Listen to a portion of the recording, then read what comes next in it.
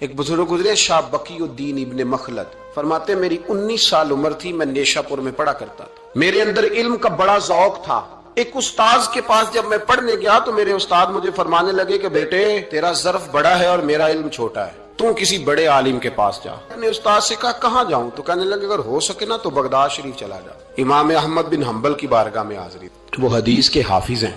آج بھی آپ ان کی مسند امام احمد دیکھیں، جو حدیث کا طالب علم ہوتا ہے اسے مزہ آ جاتا ہے پڑھنے پر۔ کیا بات ہے امام احمد بن حنبل کی، انہوں نے اللہ نے اعزاز دیا کہ آج بھی مکے اور مدینے میں امام احمد بن حنبل کے مذہب پر فتویٰ دیا جاتا ہے، وہاں کے لوگ حنبلی کہلاتے، اتنی اللہ نے انہیں شان عطا فرمائی۔ کہتے ہیں میں نیشا پور سے نکلا جب تو بحری رستے کے لیے میں آنے لگا یہاں، جب جہاز میں بیٹھا نا تو رستے میں طوفان آ گیا۔ طوفان اس تیزی کے ساتھ آیا اور اتنے دن جاری رہا کہ ہمارے جہاز کی سمت ہی بدل گئی، ڈائریکشن ہی بدل گئی، گویا جانا ادھر تھا تو جہاز کا منہ ادھر ہو گیا۔ فرماتے ہیں جا کے کسی کنارے ہم اترے، یہ دیکھیں جو لوگ طالب علم جاتے تھے، فرماتے ہیں وہاں جا کے اترے، وہاں پتہ چلا کہ جس جزیرے پہ ہم اترے ہیں یہاں سے اگر پیدل جائیں گے تو 1.25 مہینے میں بغداد پہنچیں گے، اور فرماتے ہیں کہ پیسے بھی کوئی نہیں، ختم ہو گئے۔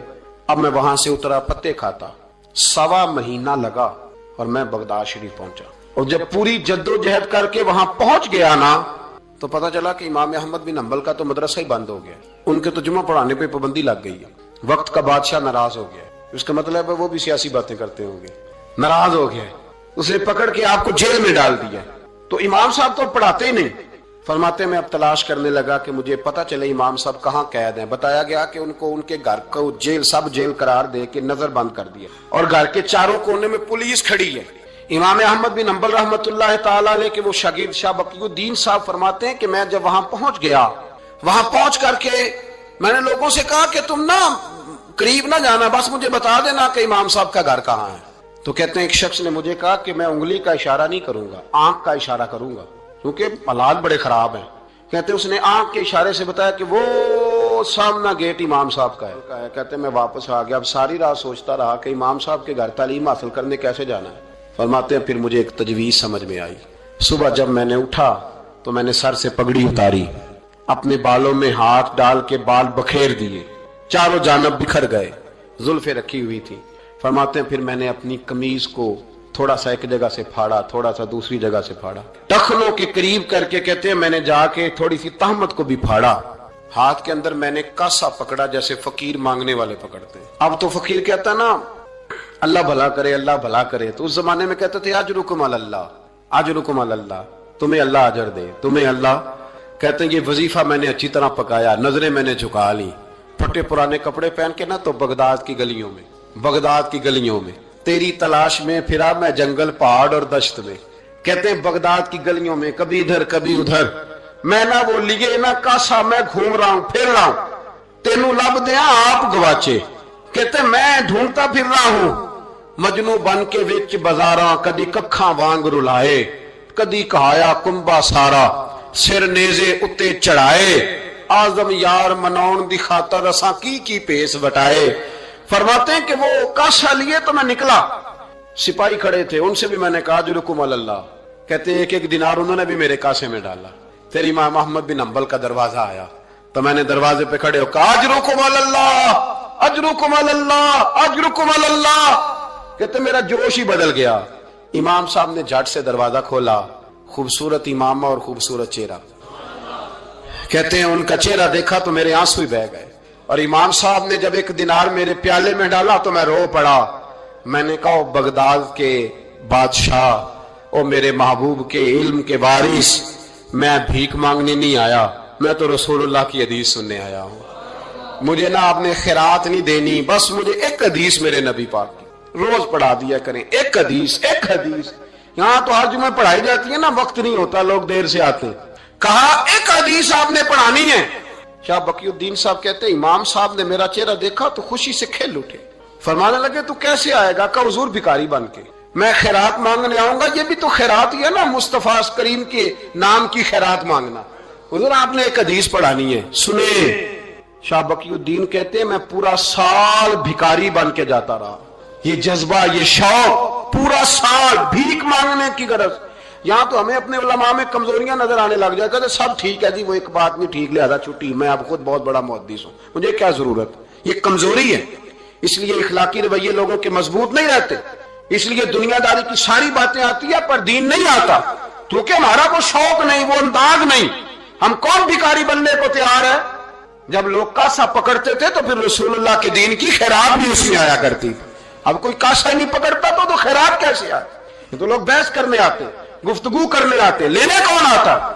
حضرت شاہ بقی الدین کہتے ہیں میں پورا سال جاتا رہا۔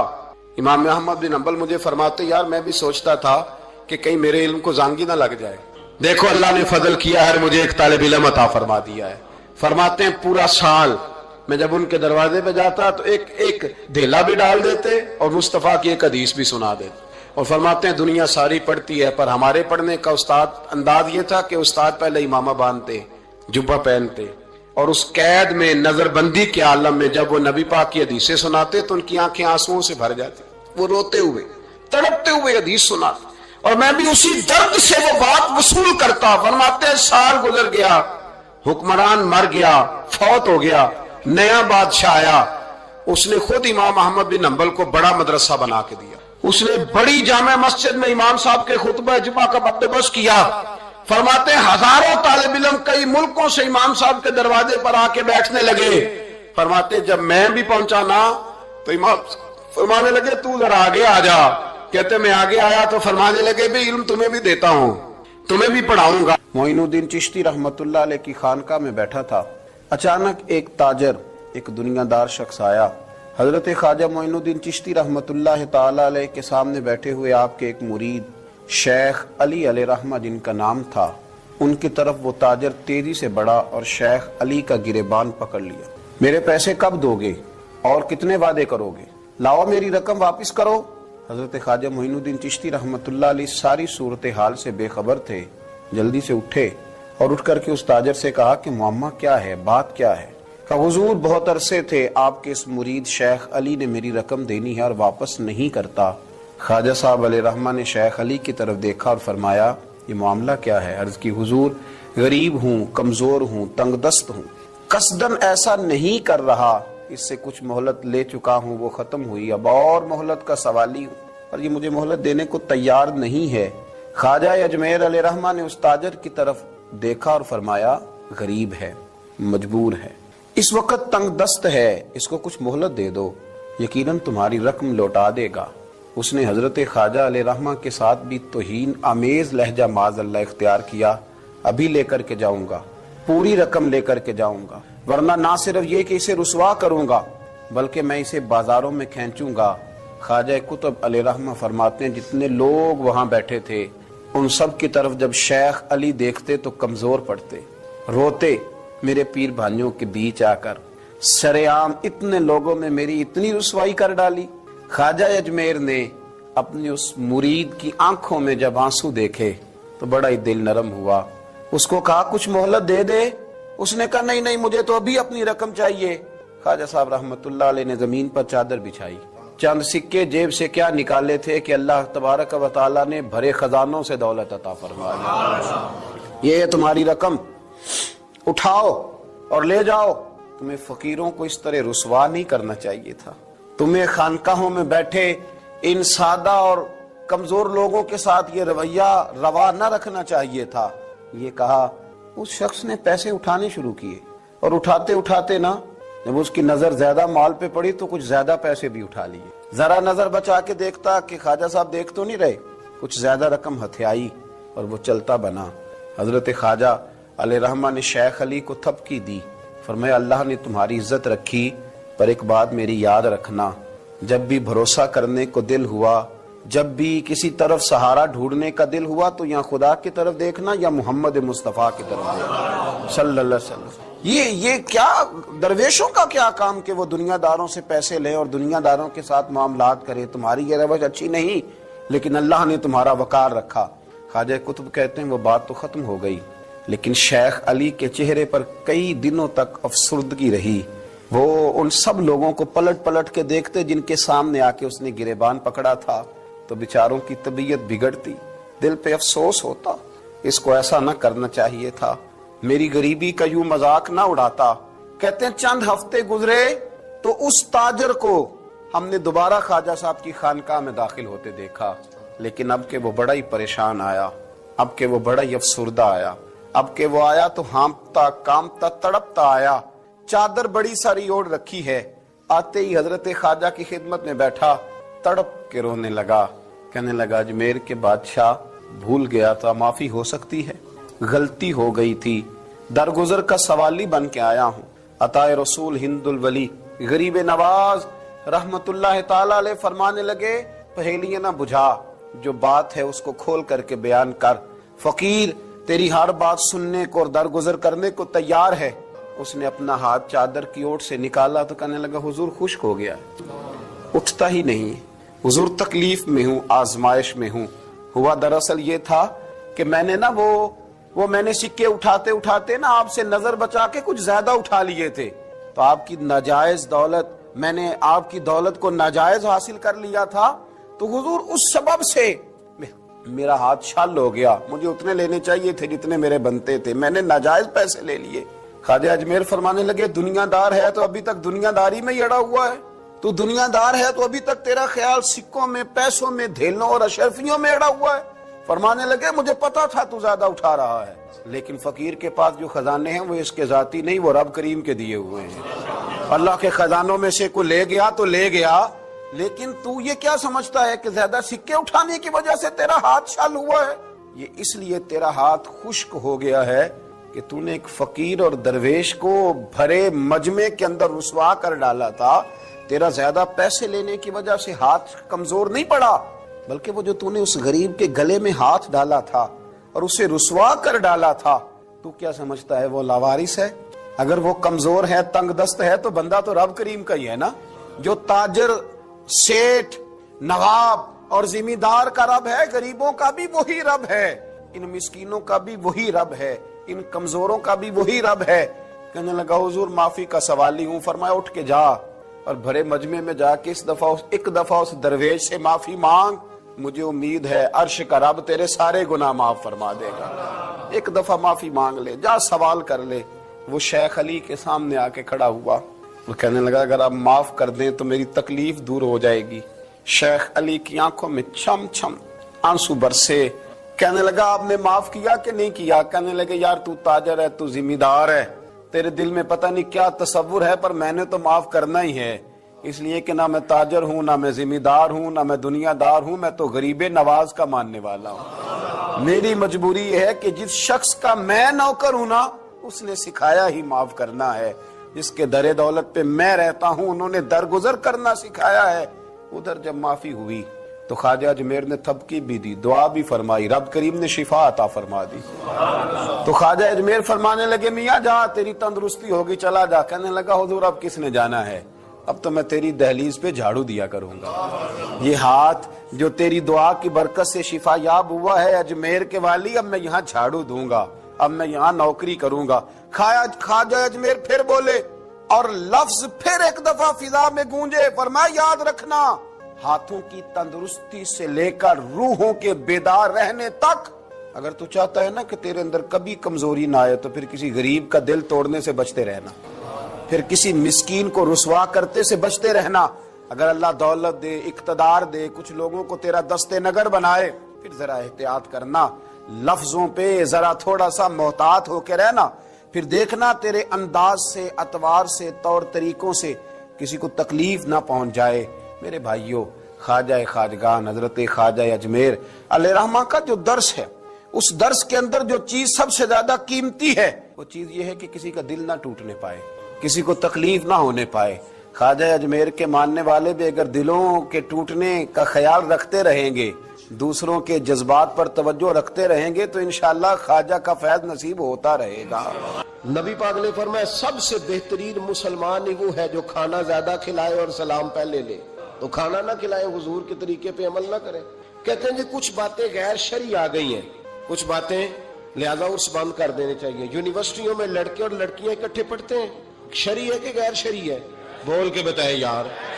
تو یونیورسٹیاں بند کرانے کا فتویٰ کیوں نہیں دیتے مولانا صاحب؟ صرف عرس ہی بند کرانے ہے نا غیر شرعی یونیورسٹیوں کی تعلیم، کیونکہ لڑکیاں اور لڑکے اکٹھے نہیں پڑھ سکتے، اس لیے کہ نبی پاک علیہ السلام نے فرمایا جہاں مرد عورت اکٹھے ہو وہاں تیسرا شیطان ہوتا ہے۔ تو آپ ہر جمعے میں تقریر کیوں نہیں کرتے یونیورسٹیوں کے خلاف؟ ہر جمعے عرس کے وہ موقع پر تقریریں کرتے ہیں، عرس بند کرو بھائی، کسی جگہ کوئی غیر شرعی بات شامل ہوگی تو غیر شرعی چیز بند کرائی جائے گی، عرس بند نہیں کرایا جائے گا، ڈھول بند کرایا جائے گا، تماشے بند کرائے جائیں گے، فضولیات بند کرائی جائیں گی، غلط حرکتیں بند کرائی جائیں گی، عرس بند۔ عرس تو بڑے بھائی فیض کا ذریعہ ہے، عرس تو فیض کا ذریعہ ہے، یہ کیے جائیں گے، یہ منائے جائیں گے، اولیاء اللہ کے تذکرے۔ اور دیکھو کان ادھر سے نہیں پکڑتے، ادھر سے پکڑتے، کہتے ہیں ہم جی برسی کرتے ہیں، تو برسی کس سے ابھی کی منائی گئی تھی بتاؤ؟ عجیب چکر ہے، لوگوں کو پریشان کرتے ہو، امت میں تفریق ڈالتے ہو۔ میرے عزیزو، رسول پاک علیہ الصلوۃ والسلام کے امت کے جو اولیاء ہیں ان کے آراس منائے جاتے ہیں، اس میں جو غیر شرعی چیزیں ہیں وہ بند کی جائیں گی، وہ نکالی جائیں گی، ختم کی جائیں گی۔ ہم ہر روز ہر موقع پر ان چیزوں کی مخالفت کرتے ہیں۔ اعلیٰ حضرت فاضل بریلوی رحمت اللہ تعالیٰ نے فرمایا عرس پہ جاؤ قرآن پاک پڑھو۔ اب مرید یہ سمجھتا ہے کہ یہ پیٹی امرود کی لے جاؤں گا تو مجھے فیض زیادہ ملے گا، تلاوت نہیں کرتا پیر صاحب کے لیے، بالکل سپارہ نہیں کھولتا، یہ کام نہ مجھ سے کراؤ، وظیفہ نہ پڑھاؤ، درود شریف نہ پڑھاؤ، کہتا پیٹی ایک لے لو میرے سے امرود کی، اسی پہ گزارا چلاؤ۔ او خدا کے بندے کو، حضرت مجدد الفسانی رحمت اللہ علیہ کا عرس ہوتا ہے، اب بھی جس کو موقع ملے جا کے ہندوستان میں سرحان شریف دیکھ لے، کوئی نعت نہیں، کوئی تقریر نہیں، صرف قرآن پاک پڑھا جاتا ہے۔ ان کے صاحبزادے کہتے ہیں میرے ابا جی کو قرآن پاک سے پیار ہی بڑا تھا، جو میرے والد کی قبر پہ آئے قرآن پاک پڑھے۔ بہت سارے مزاروں پہ ہم جاتے ہیں، میں جس علاقے کا سفر کرتا ہوں، میرے اساں فرمایا کرتے تھے وہاں کا ولی اس علاقے کا سربراہ ہوتا ہے، پہلے اسے سلوٹ کرو۔ میں جاتا ہوں جس علاقے میں جاتا ہوں اس علاقے کے ولی کے مزار پہ جاتا ہوں۔ میں چشتیاں گیا، مہار شریف خواجہ نور محمد مہاروی رحمت اللہ علیہ کے مزار پر میں نے حاضری دی، آپ یقین کریں کلیجہ پھولوں کی طرح ٹھنڈا ہو گیا۔ جو جہاں غلطیاں ہیں وہ تو لوگ روز بیان کرتے، پر جہاں اچھائیاں وہ بھی تو بیان کرنی چاہیے نا۔ خواجہ صاحب کے مزار کی چاروں جانب بیٹھ کے بچے قرآن پاک کی تلاوت کرتے اور سارا دن قرآن پڑھا جاتا ہے۔ مدرسہ خواجہ صاحب نے زندگی میں قائم فرمایا میرا دل کرتا ہے میرے دائیں بائیں قرآن پاک پڑھا جائے۔ تو یہ بھی بات سناؤ نا، وہاں کی بھی تصویر چڑھاؤ، یہ بھی لوگوں کو بتاؤ کہ ایسے بھی دربار ہے جہاں سارا دن قرآن پڑھا جاتا ہے۔ یہ آپ کے پاکستان میں چشتیاں جا کے تجربہ کر لیں، لیکن لوگ اچھی باتیں بیان کرنے کو تیار ہے۔ وہ ایک ملنگ سجدہ کر رہا تھا تو میں نے کہا وہ جاہل ہے، وہ کرے سجدہ تو کرتا رہے، ہمارا اس سے کیا تعلق؟ علم کی بات کرو، کسی سمجھدار آدمی کی بات کرو، آپ ان پڑھ بندہ اٹھا کے لے آئیں گے اور دلیل بنائیں گے اس کو۔ میرے رسول پاک علیہ الصلوۃ والسلام کی امت کے اولیاء کے مزار پہ چادر چڑھائی جاتی ہے، بڑی ذمہ داری سے کہہ رہا ہوں، جس نے لڑائی کرنی ہو کوئی حرج نہیں، ہم پہلے بھی بڑا تیار رہتے ہیں باتیں سننے کے لیے۔ اعلیٰ حضرت سے پوچھا گیا قبر پر چادر چڑھانی جائز ہے؟ فرمایا صرف ایک، صرف فرمایا اگر بوسیدہ ہو جائے، پھٹ جائے یا کسی کا بدلنے کا ارادہ ہو، ہوتا ہے نا تبرکن، وہ اتار لیتے ہیں تو نہیں، پھر فرمایا 2 چادریں قبر پہ چڑھانا جائز۔ یہ میرے اعلیٰ حضرت کا فتویٰ ہے۔ فاضل بریلوی فرمایا کرتے تیرا بڑا دل کرتا ہے نا تو تو اس چادر کی عوض 2 جوڑے خرید کے کسی غریب کو دے اور اس کا ثواب صاحب مزار کو دے دے۔ کتنی چادریں بولے؟ میں ایک جگہ پہ گیا تو اتنی قبر اونچی نہیں تھی جتنی چادریں تھی، تو میں نے ان سے کہا اتار دو، دلیل بھی دی، کوئی نہ ماننے لگے۔ اب ہر آدمی کا اپنا مزاج ہے نا سوچنے سمجھنے کا۔ وہاں ایک ملنگ بیٹھا تھا جو زیادہ ہی سادہ تھا، میں نے کہا اتار دے چادریں، بابا جی کو کون سی سردی لگ رہی ہے جو اتنی چادریں ڈال دی، اتار دے۔ لیکن لوگ ماننے کو تیار نہیں ہوتے۔ ایک چادر چڑھائیں گے مزار پر، ہاں مزار پر پھول ڈالیں۔ میرے رسول پاک علیہ السلام گزر رہے تھے تو 2 قبروں کے پاس سے حضور کا خچر گزرا، خچر بدکا، حدیث بخاری ہے، خچر بدکا۔ سرکار اتر گئے، حضور نے فرمایا یہ خچر بلا کیوں بدکا ہے میرا؟ ان 2 قبروں پہ عذاب ہو رہا ہے، قبروں کے اندر عذاب ہو رہا تھا۔ جس خچر پر حضور بیٹھ جائے اسے بھی اللہ غیب کی نظر عطا فرما دیتا، اسے بھی سمجھ آ گئی کہ اندر عذاب ہو گئے۔ خچر پر حضور بیٹھے، حضور صلی اللہ علیہ وسلم نے فرمایا 2 پر عذاب ہو رہا ہے، اور وجہ کیا ہے؟ ایک بندہ پیشاب کے چیٹوں سے نہیں بچتا، دوسرا غیبت کرتا تھا، لہذا عذاب ہو رہا ہے۔ بچنا چاہیے نا ان دونوں چیزوں سے۔ میرے حبیب پاک نے فرمایا 2 ٹہنیاں توڑ کے لاؤ۔ 2 ٹہنیاں لائی گئی، حضور نے قبر پہ ڈال دی، فرمایا جب تک یہ خشک نہیں ہوں گی قبروں کے عذاب میں تخفیف رہے گی۔ قبر پہ پھول ڈالنے، پھول جب تک تر و تازہ رہیں گے عذاب میں تخفیف رہے گی۔ بات کی سمجھ آ گئی؟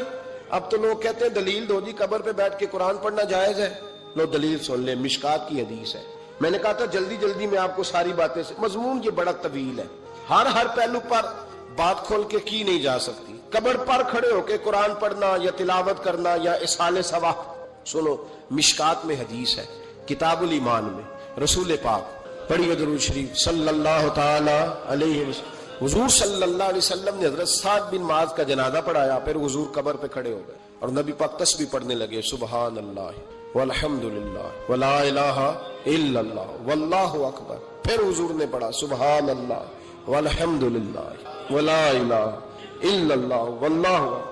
हजरत अनस बिन मालिक कहते हैं, हुजूर के चेहरे का अचानक रंग बदला, आंखों में आंसू आए।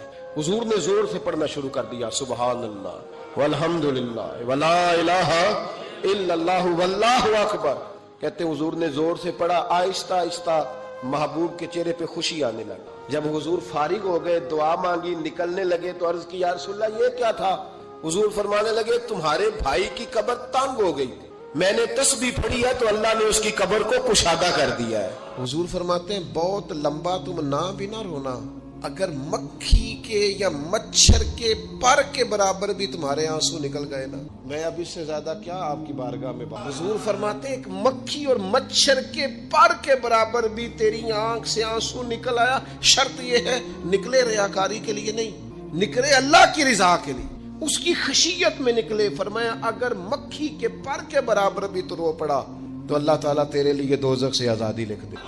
और नबी पाक सल्लल्लाहु ताला अलैहि वसल्लम ने बयान फरमाया है, हुजूर फरमाते, जो अल्लाह के खौफ से रो पड़े ना, जिस तरह भैंस बकरी गाय के थनों से निकला हुआ दूध दोबारा थनों में नहीं ना जाता, इसी तरह जो रब की याद में रो पड़े वो दोज़ख में नहीं जाता। ये मिसाल देखें कैसी दी हुजूर ने। समझ, अगर कभी उसके लिए तन्हाई का इंतज़ाम, मजमू में नहीं, बंदे को हज़रत उमर ने मजमे में रो, ये काम तो अकेले में कर, तेरे आंसू निकले, तेरे रुखसारों पे बहे। और शेर खुदा तो शेर है ना, हजरत मौला अली शेर खुदा फरमाते हैं, अगर तेरी आंखों से कभी आंसू निकले ना, अल्लाह की उन आंसुओं उनको चेहरे से साफ न करना, ये तो आंसू इस काबिल हैं कि तेरे रुखसारों पे रहे, ये तो रोशनी है तेरे चेहरे की, इनको पूछना ना। हजरत अली रदी अल्लाह ताला अन्हु नसीहत करते हैं, इन्हें रहने दे, ये आंसू बड़ा की निकला तेरी आंख से है पर किसी का हो के निकला, निकला तेरी आंख से है पर किसी के लिए निकला, निकला तेरी आंख से है पर इसने तुझे बताया है कि तेरे वजूद में, तेरी धड़कनों में, तेरे जज्बात में किसी और का भी। ये रब रसूल की रिजा के लिए छलका है। एक भी रोने वाला हो तो बाकियों का काम भी। सुनो ना, हदीस है भाई, हजरत हैसम बिन मालिक रदी अल्लाह ताला अन्हु फरमाते हैं, नबी पाक अलैहिस्सलाम खुतबा दे रहे, तकरीर फरमा रहे, हुजूर की बातें दिलों के मैल कुचैल उतारती चली जा रही। फरमाते एक शख्स नबी पाक अलैहिस्सलाम के सामने बैठकर हुजूर की गुफ्तगू सुन रहे थे, वो रो पड़े। सारी गुफ्तगू छोड़ के नबी पाक सल्लल्लाहु ताला अलैहि वसल्लम की तवज्जो उस शख्स की तरफ हो गई। हुआ क्या है? वो तकरीर सुनते, बात सुनते बस रो पड़े। तो नबी पाक अलैहिस्सलाम फरमाने लगे, आज अगर वो सारे मोमिन भी यहाँ मौजूद होते जिनके गुनाह पहाड़ों के बराबर वजनी होते, तो इस एक बंदे के रोने की वजह से अल्लाह सब की बख्शिश फरमा दे। और नबी पाक अलैहिस्सलाम फरमाने लगे, ये रोया है तो इसके रोने पर फरिश्ते भी रोए हैं, और फरिश्ते दुआ कर रहे हैं कि ऐ अल्लाह, ये जो नहीं रोते ना, उनके हक में उनकी सिफारिश कबूल कर ले जो तेरी बारगाह में रोते हैं। तौबा रट्टा लगाने का नाम तो नहीं ना, तौबा तो अल्लाह को मनाने का नाम है। एक शख्स अपने गुनाह छोड़ने का इरादा ही नहीं कर रहा, और वो अपनी गलती को गलती तस्लीम ही नहीं कर रहा, और अपनी गलतियों से वो पीछे हटने को 2 कदम भी तैयार नहीं, तो तौबा कोई रट्टा लगाने का नाम तो नहीं। आप तौबा तोते को रटा दें तो तोता तौबा तौबा पुकारता रहे तो उसको वो चीज़ तो नहीं हासिल होने लगी। तौबा एक बड़ी ख़ास बात सूफिया ने लिखी है, अगर आप समझें तो बड़ा नफ़ा देगी।